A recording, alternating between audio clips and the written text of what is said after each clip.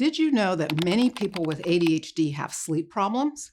Research is showing that the disorder itself changes your circadian rhythm. That's what I'm talking about today. I'm Dr. Tracey Marks, a psychiatrist, and I make mental health education videos. Your circadian rhythm is your biological clock that controls many of your body's functions. The most common function is sleep, but it also controls when you're hungry, your body temperature, your emotional regulation, your thinking abilities, and even certain executive functions like working memory, time management, and organization. So when your body clock is out of sync, any of these functions can be negatively affected. Some people refer to this misalignment to your environment as social jet lag. Your body clock is controlled by a pacemaker located in your brain. Not everyone is impacted to the same degree, but those who are misaligned tend to have any or all of the following sleep problems. Probably the most common is trouble settling down for sleep. And then there's restless sleep, where you wake up several times during the night. And then there's having significant trouble waking up in the mornings, even if you had adequate sleep the night before. You can fall into a really deep sleep in the wee hours of the morning, and then when the alarm goes off, you sleep through it. You may need a couple of alarms that are really loud to go off before you finally wake up. And then, even when you do get up, you may not feel fully awake until later in the morning. Let's go back to the problem of falling asleep. People with ADHD have a proneness to what's called eveningness, or a delayed phase sleep problem. You experience more energy and desire to do things later in the evening, so you put off going to sleep, and it feels natural to stay up late, and it's easy for you to get engrossed in something like social media or a movie. And while you're focused on the mentally stimulating activity, you can miss your body's signals that it's time for bed. And the signals may not be that strong. The person without ADHD may start to feel drowsy at their usual bedtime or mentally slowed. And subjectively, you feel tired and you start heading for bed. It's like your body says, I'm getting ready to sign off. You can put me in bed, or we can make this happen here in the chair. You decide. On the other hand, with ADHD, your body's signaling is a lot more subtle. It's like your body says, I can go to bed if you let me. I'm ready when you are, but if you're not, I'll just sit here and wait.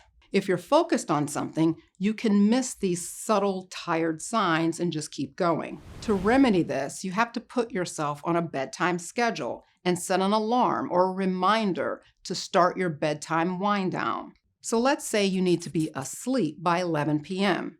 You need to start your wind down by 10 p.m. You'll need to set an alarm on your phone or have some other kind of reminder that it's 10 p.m. and time to stop what you're doing to prepare for bed.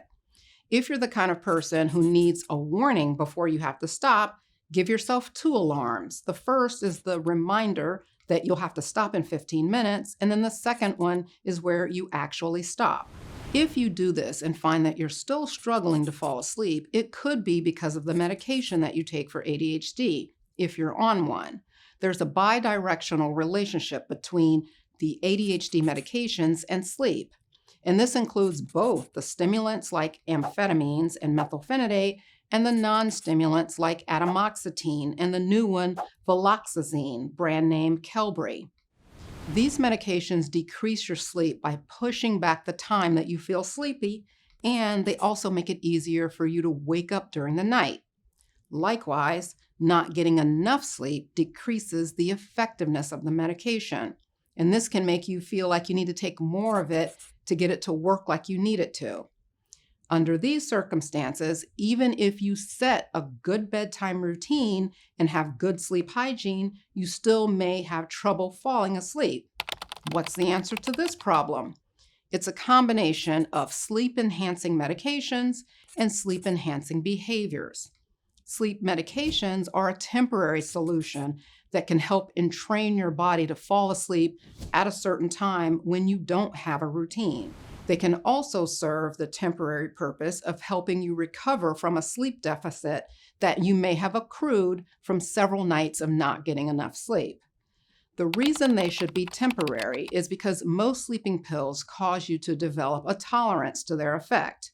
They work successfully for a little while, and then the effect wears off and you have to take a break or switch to something else. Sleeping medications, both prescription and over-the-counter, can last longer if you only use them intermittently, like a couple of nights a week, or several nights in a row and then for a week, and then taking a break from them for a period of time.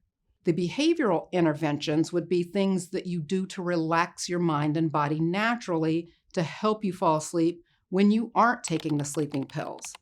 What would these look like? Regularly wearing blue light blocking glasses 2 hours before bedtime. Then the hour before bed, you do something relaxing, like listening to music, listening to a meditation, like a progressive muscle relaxation or a body scan. Tapping is a great intervention that helps with anxiety and racing thoughts. You could do a meditative coloring activity. You could give yourself a warm foot bath. Why? Because warming your body and then letting it cool down is a sleep trigger.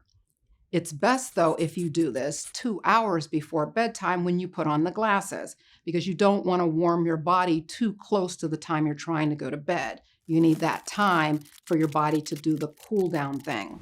There are lots of things that you can do to relax your mind, and you have to decide or find one that works well for you and that's easy for you to do so that it becomes routine, like brushing your teeth. And then there still may be nights when none of those things are good enough to help you fall asleep and you have to take a sleep aid. One more thing, exercise during the day helps your body feel more tired at night, and it helps create new nerve connections in the brain through brain-derived neurotrophic factor. Watch this video where I talk more about the connection between exercise and mental health.